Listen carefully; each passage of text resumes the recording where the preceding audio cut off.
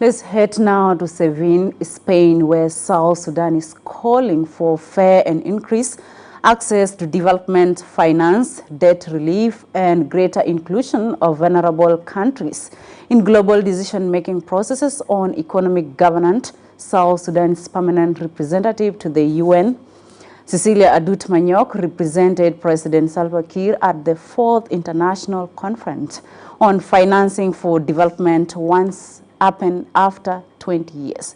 SSBC's Mathiang Joseph reports.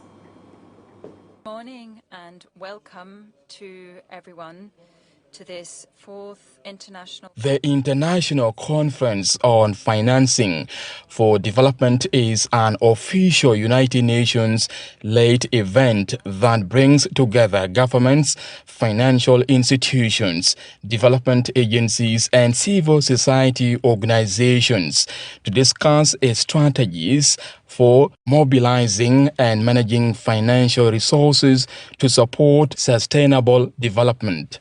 This year's discussions are focusing on key areas, including debt sustainability and management, domestic resource mobilization, private sector engagement, climate finance and green investment, and reform of the international financial architecture to better serve developing countries.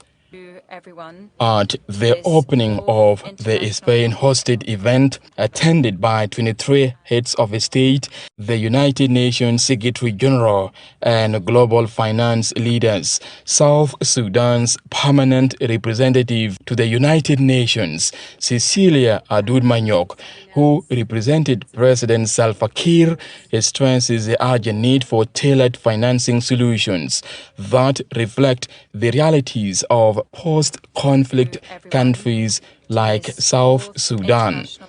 Adut highlighted the country's priority in strengthening domestic agriculture following the recent distribution of farming tractors and equipment to the states aimed at boosting the country's food production. I'm here on behalf of His Excellency President Salva Kiir Mayardit.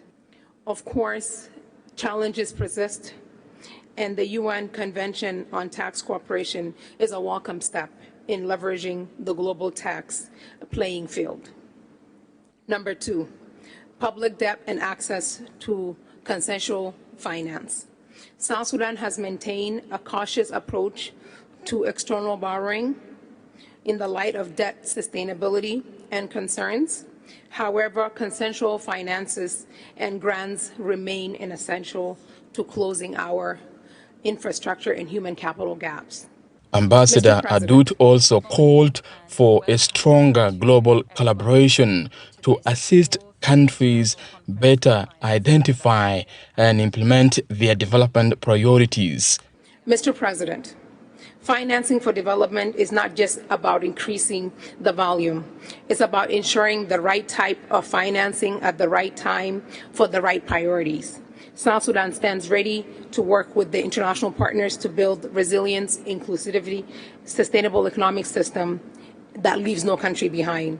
We urge this conference to go beyond affirmation and deliver a renewed global financial compact rooted in equality, flexibility, and mutual accountability. The conference focuses on advancing sustainable and inclusive financing strategies essential for accelerating the implementation of the 2030 Agenda for Sustainable Development.